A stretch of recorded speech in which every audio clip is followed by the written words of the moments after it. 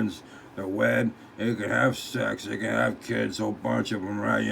And they do have two sons. Charles Powell, born in 2005, and Braden Powell, born in 2007. Everything looked good.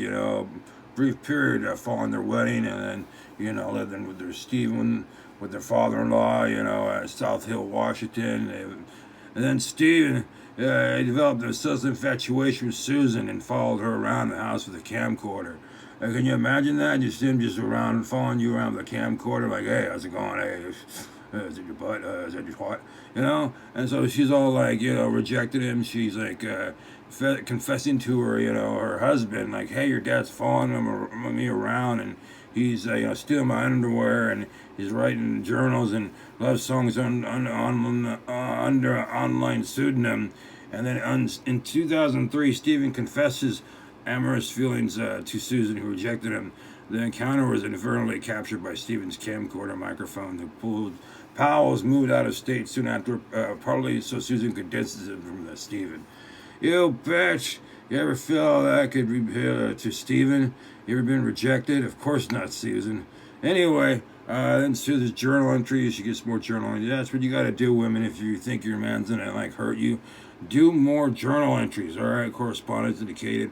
Partial residence marital discord, whatever that means. All right, I know what discharge means, but Discord.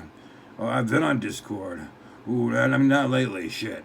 There was tension with Joshua over his refusal to attend church with his family, over his continued contact with Stephen despite his father's ongoing advances towards Susan. So his dad was like, hey, how's it going, babe? She was like, stop.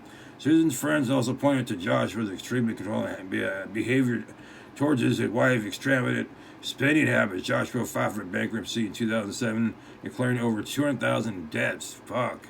I mean, I've spent some money sometimes, like on blow. And, well, I probably spent that much on blow. Never mind. Susan recorded a video in July 2008 surveying property demand she attributed to Joshua, and wrote a secret will that included the statements, I wanted to mock you that if there is some extra turmoil in our marriage, and if I die, it may not be an accident, even if it looks like it is one. Holy shit, bum, bum, bum. So then she went missing, and, she was never found again. And later on, in 2012, the social worker dropped the kids off into the house, Joshua Powell, and the kids went inside, and only minutes later, the house started on fire, and she tried to get,